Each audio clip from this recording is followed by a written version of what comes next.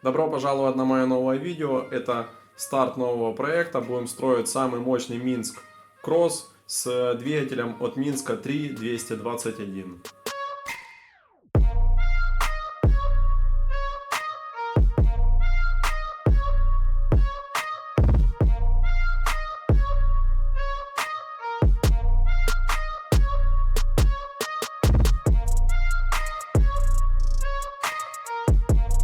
Есть две вещи, которые нужно знать про этот двигатель. Первое, то что в нынешнее время его практически нереально найти, а если его и продают, то за какие-то просто нереально космические деньги.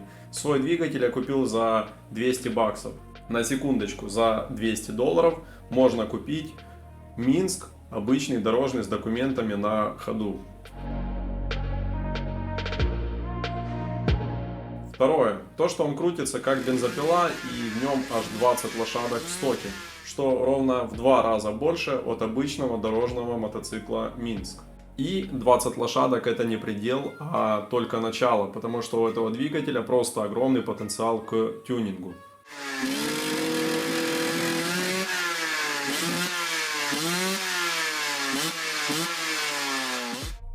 Мини-обзор того, что я купил за 200 баксов. Ну, разумеется, сам двигатель. На нем установлен реечный выжим сцепления. Позже буду устанавливать спортивное зажигание от КТМ. По поводу сцепления.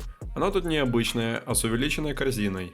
Под цилиндром стоит сантиметровая проставка, что не есть хорошо, так как установлен шатун от обычного Минска.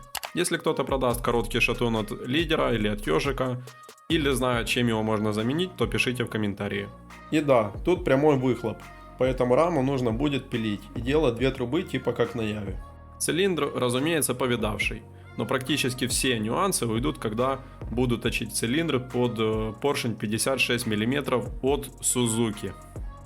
Гильза, кстати, здесь очень толстая, двигатель можно точить аж до 150 кубиков. В принципе, я этим и буду заниматься, но в следующих сериях уже. Для сравнения, карбюратор ежика и Явы. Это то, что поменьше, это от Явы 638. А этот стоит на кроссовом Минске. Такой здоровенный в жизни, но больше моей руки. А это от обычного дорожного Минска карбюратора. Тут диффузор на 34 мм. Резонатор тоже повидавший, вареный-переваренный, но, к удивлению, более-менее ровный. Но в этом видео мы будем устанавливать вилку от Kawasaki на раму от дорожного мотоцикла Минск. В принципе, изначально можно было найти кроссовую раму, но решил взять раму от дорожного Минска, чтобы были хоть какие-то документы на мотоцикл. Рама в ужасном состоянии, поэтому будет вся перевариваться и усиливаться в следующих выпусках. Под вилки 220 мм. Есть пневмоподкачка. Устанавливалась она на эндурик весом 160 кг. Поэтому для красача весом 90 кг должна отлично подойти. Ее будет трудно погнуть при падении и пробить при прыжке с трамплина. Для установки нам понадобятся вот такие переходники. Точил у токаря на заказ. Одеваются они снаружи рамы, а не внутрь, как стандартные, так как все узлы вилки более толстые, в том числе и траверсы. Нижняя просто-напросто не влезет внутрь.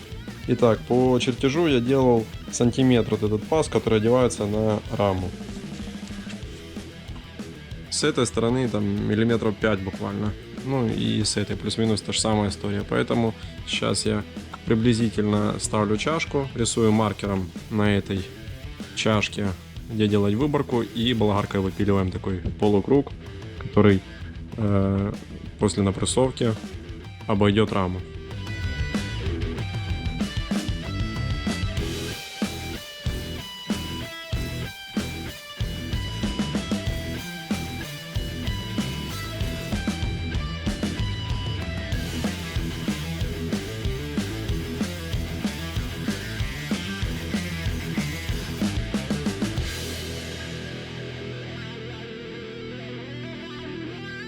А чтобы их не покрутило во время сварки, и чтобы они стояли в одной линии, было принято решение сперва установить вилку. Для этого пришлось запрессовать внешние обоймы подшипников. Чтобы они не перегрелись, я их смазал хорошенечко литолом и варил по пару точек, давая металлу остыть.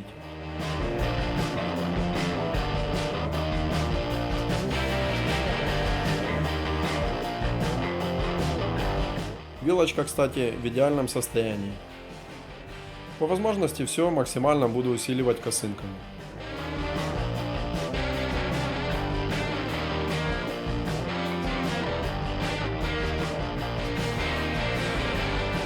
А сюда нужно будет приварить какую-то перемычку для ограничителя руля.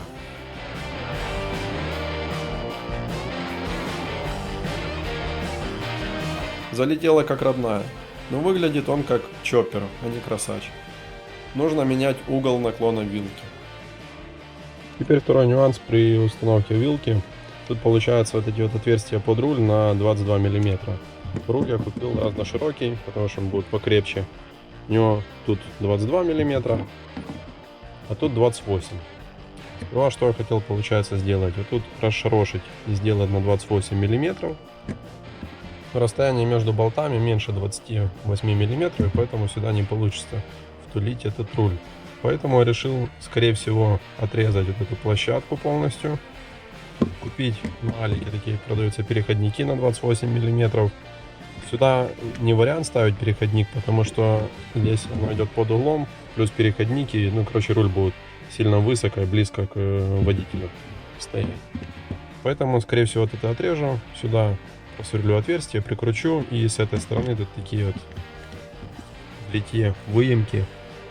Придется, скорее всего, с этой стороны аргоном приварить переходник к траверсе.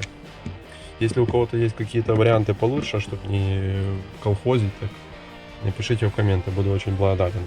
Короче, решил я пойти немного другим путем и не усиливать раму от Минска, а отрезать жопу от Чизета, это рама без документов, и приварить ее к Минску. Тут получится двигатель максимально близко к маятнику прижать, нет никаких лишних узлов, да и в целом она в разы прочнее, но все это в следующем видео. Если у тебя остались еще какие-то вопросы или есть предложения, то обязательно пиши в комментарии, читаю и отвечаю на абсолютно все комментарии. Спасибо тебе огромное за просмотр, не забывай ставить большой палец вверх, писать комментарии и обязательно подписываться на мой канал. Пока!